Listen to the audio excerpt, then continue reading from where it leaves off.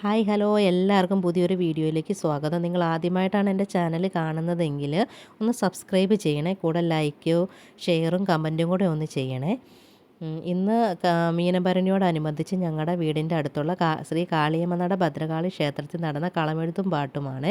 ഈ കളമെഴുത്തും പാട്ടും എന്ന് പറയുമ്പോൾ നമ്മുടെ ഈ അമ്പലത്തിൽ തെക്ക് വശത്തായിട്ടാണ്, അത് 13 ദിവസത്തെ പരിപാടിയാണ് നമ്മുടെ ഈ അമ്പലത്തിൽ ഉള്ളത്. ഈ കളമെഴുത്തും പാട്ടും അമ്പലത്തിൻ്റെ തെക്ക് വശത്തായിട്ട് ദേവിയുടെ രൂപം വരയ്ക്കുവാണ്.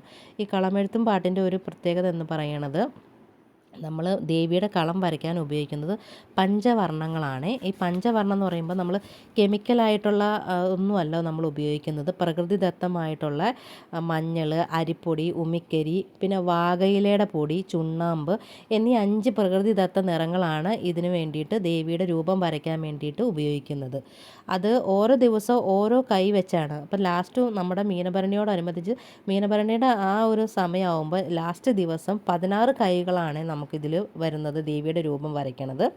ഈ രൂപം വരച്ച് ഇതിൽ നമ്മളെ അവിടുത്തെ ദേവീനെ ആവാഹിച്ച്, അതായത് ദേവിയുടെ രൂപം വരച്ചതിന് ശേഷം നമ്മുടെ ദേവി അവിടുത്തെ മൂർത്തിയായ ദേവീനെ ആവാഹിച്ച് കളത്തിലേക്ക് വരുത്തുവേ.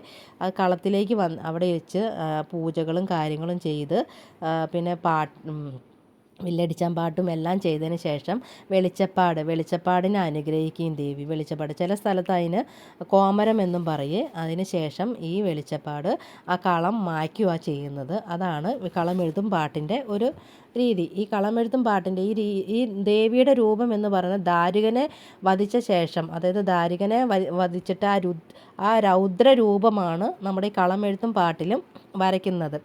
അപ്പോൾ ഇതിന് നമ്മൾ സാധാരണ കളറെന്ന് പറയുമ്പോൾ മഞ്ഞ കളറ്, ചുമപ്പ്, കറുപ്പ്, വെള്ള, പച്ച എന്നീ കളറുകളാണ് കളമെഴുത്തും പാട്ടിന് മെയിനായിട്ട് ഉപയോഗിക്കുന്നത്.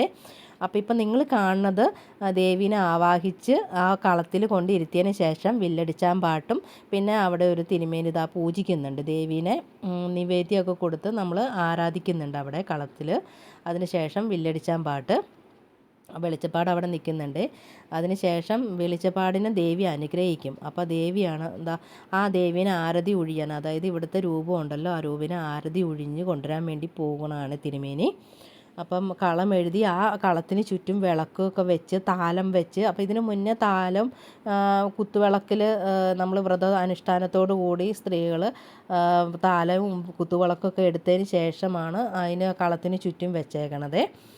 അപ്പം ദേവീനെ ആവാഹിച്ച് കൊണ്ടിരുത്തിയേക്കണതാണ്. അപ്പോൾ വില്ലടിച്ചാൻ പാട്ടാണ് ഇപ്പം നിങ്ങൾ കേൾക്കുന്നത്. ശരിക്കും ഈ വില്ലടിച്ചാൻ പാട്ടെന്ന് പറയുമ്പോൾ ഞാൻ ആദ്യമായിട്ട് ഇവിടെ വന്നതിന് ശേഷമായിട്ട് കാണുന്നത്. നമ്മൾ ഇത് ശരിക്കും ഇതുണ്ട്, ഇതാണ് ദേവിയുടെ രൂപം. ഇതിൽ ഒരു കൈ ഉള്ളേ,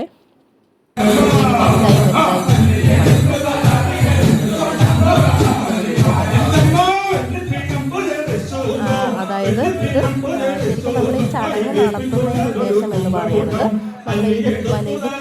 ഭക്തജനങ്ങൾ നടത്തുന്ന വഴിപാടാണ്. ദോഷ നിവാരണം, കുടുംബ ഐശ്വര്യം, അതായത് കാര്യ വിജയം എന്നിവയ്ക്ക് വേണ്ടി നടത്തുന്ന ഒരു വഴിപാടാണ് ഈ കളമെഴുത്തും പാട്ടുമേ. അപ്പോൾ നമ്മൾ